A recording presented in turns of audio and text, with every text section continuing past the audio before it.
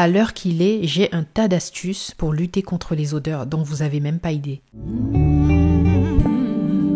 Mais j'attendrai encore que tu te manifestes. Bonjour et bienvenue sur Happy by Force. Je me présente, je m'appelle André Singer, employé cadre la semaine et entrepreneur le week-end. Je chante pour tous vos événements. Baby, you see my love is your love and nothing can come up between us to make me stop loving you. Anniversaire, baptême, mariage avec Ness.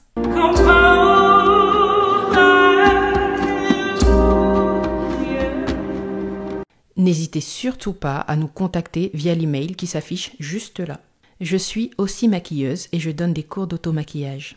Je peux faire un état des lieux totalement gratuit de votre peau, savoir si elle est sèche, mate, grasse, de quelle routine maquillage a-t-elle besoin, quel est votre sous-ton. Pour cela, il vous suffit de commenter état des lieux et je vous répondrai avec le nom du compte Instagram à contacter. Et si vous souhaitez tout simplement réserver une prestation en maquillage, vous pouvez cliquer sur le lien que je vous mettrai en barre d'infos. Allez, je vous laisse avec la vidéo. Si vous saviez à quel point j'ai galéré dans ma vie avec les odeurs, à l'heure qu'il est, j'ai un tas d'astuces pour lutter contre les odeurs dont vous avez même pas idée. De la tête aux pieds. Commençons par les cheveux. Il faut faire un shampoing régulièrement, en général quand on prend sa douche. Bon, ça c'est pour les blancs. Maintenant, si vous avez les cheveux crépus, il y a un petit truc qui me gêne là.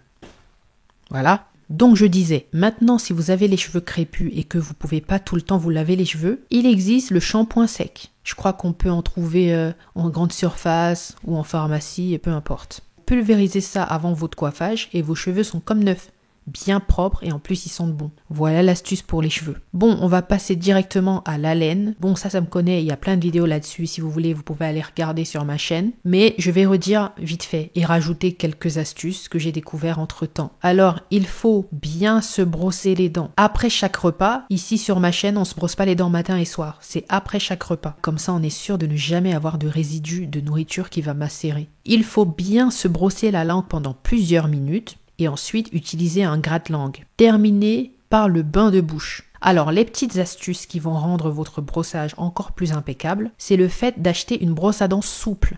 Les gens ont souvent l'impression qu'une brosse à dents dure va faire un brossage plus efficace, mais au contraire, elle va vous créer des aftes et elle va vous créer des lésions sur la langue. Donc mieux vaut prendre une brosse à dents douce, une brosse à dents souple et vraiment brosser tous les endroits dans tous les recoins, que ce soit l'intérieur des joues, que ça soit sous la langue, que ça soit le palais, vous pouvez tout brosser avec parce qu'elle est suffisamment souple et donc ça va vraiment ressembler plus à un lavage. Il y a le dentifrice qui va mousser, ça va ressembler plus à un lavage qu'à un brossage. Et une nouvelle astuce que j'ai découverte, dernièrement je vais chez le dentiste et elle regarde ma bouche et elle me dit « J'ai peut-être découvert pourquoi vous sentez mauvais. Coincé dans vos dents de sagesse, il y a encore la nourriture que vous avez mangée ce midi parce qu'elles ont mal poussé. Donc je sais que vous vous êtes brossé les dents, mais je viens de voir un peu de nourriture cachée à l'intérieur et ça sent mauvais. Donc je vous donne une nouvelle piste. N'hésitez pas les prochaines fois à toujours vous brosser les dents de sagesse un peu plus que le reste de vos dents parce que ça pourrait cacher de la nourriture et de manière sournoise vous faire sentir. Donc à partir de là, je me suis dit c'est tellement logique. Donc si vous aussi, vous avez des dents qui ont mal poussé, des dents qui s'entrecroisent, des doubles dents qui poussent au même endroit, dites-vous que peut-être de la nourriture peut rester coincée à l'intérieur, à cet endroit-là. Donc n'hésitez pas à bien brosser ces endroits parce que, à mon avis, il y a de la bouffe qui reste là-dedans. Ensuite, une autre astuce que j'ai découvert mais trop cool, c'est ce petit machin-là. C'est un support à brosse à dents autocollant qui permet de suspendre la brosse à dents afin qu'elle sèche mieux.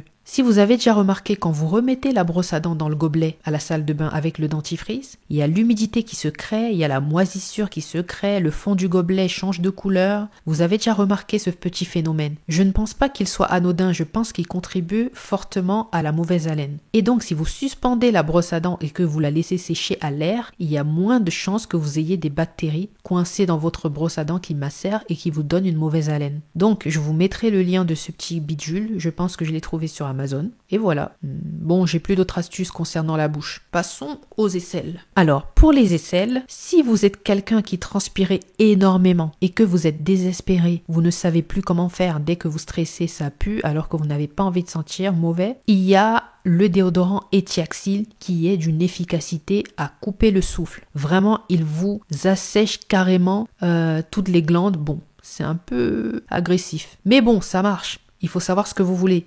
Est-ce que vous voulez sentir ou est-ce que vous préférez avoir les aisselles un peu secs? Si par contre vous sentez mauvais parce que vous avez choisi d'être en faveur de l'environnement et que vous voulez rester vert et que vous n'aimez pas les substances douteuses, tout ça, c'est votre droit, ça se comprend. Mais du coup, j'ai une solution pour vous. Prenez l'eau de coco, vous prenez l'huile de coco qui est antibactérienne, vous prenez l'huile de nigel qui est contre la transpiration, vous prenez de l'huile essentielle de citron et vous prenez du bicarbonate alimentaire. Vous mélangez tout ça, vous mettez dans un petit récipient et ça vous fait comme un baume. Le matin, vous le frottez dans vos mains et vous étalez sur vos aisselles. Et là, vous m'en direz des nouvelles. Voilà pour ce qui est des aisselles. Maintenant, arrivons aux vagues. En général, plein de personnes se plaignent d'avoir une odeur de pipi qui reste tout au long de la journée. En général, je suis sûre que ça vous parle ça.